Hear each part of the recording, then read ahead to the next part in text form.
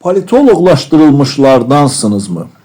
Ürəklə bağlı problem yaşayan fərdlər kardioloqa, diş ağrısından əziyyət çəkənlər stomatoloqa üz tutmalıdırlar. Ümumiyyətlə, insan orqanizmində rast gəlinən bütün xəstəliklərlə bağlı tibbi ixtisaslar mövcuddur.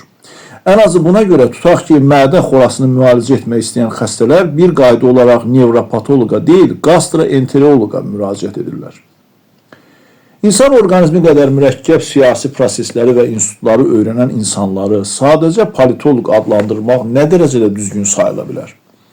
Məsələn, siyasi partiyaları öyrənən politoloqlar özlərini partoloq hesab edirlər. Münaqişələr konfliktoloqlar, hakimiyyət problemləri kratoloqlar tərəfindən araşdırılır. Bütün bunlar az qala hamıya bəlli olan məsələlərdir. Heç kimə bəlli olmayan məsələ də var. Bir xeyli adamı sadəcə politoloq adlandırmaqda məqsəd nədir? Daha doğrusu, bu dəyərli insanların politologiyanın məhz hansı sahəsi üzrə ixtisaslaşdıqları bir qayda olaraq niyə bildirilmir? Bunu gizlətməyə dəyərmi? Şəxsən mən bu insanların əhəmiyyətli hissəsinin əslində heç bir siyasi elm sahəsi üzrə ixtisaslaşmadığı barədə zərərli olduğu açıq-aşkar sezilən mübahisəli fikri qəbul etmirəm. Aydın olmayan daha bir neçə məsələ var. Ərəb dünyasında cərəyan edən prosesləri şərh və təhlil etmək üçün ərəb dilini bilməyin vacibliyini şübhə altına almaq olmaz.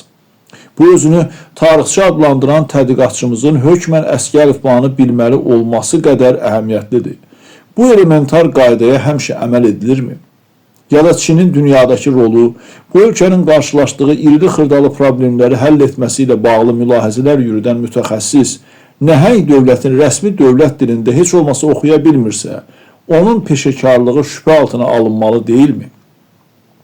Əlbəttə, İngilis dilini ortabab səviyyədə bilməklə vəziyyətdən çıxmaq olar. Onu da qeyd etməliyəm ki, yalnız bir dili bilməklə də politoloq kimi təqdim olunmaq mümkündür.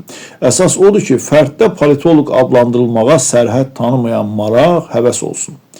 Şirinlik əmsalı ilə də böyük olmayan çoxsaylı təcrübələrə əsaslansaq etiraf etməliyik ki, politologiya haqqında təsəvvürlər əsaslı təftişə məruz qalsa yaxşıdır.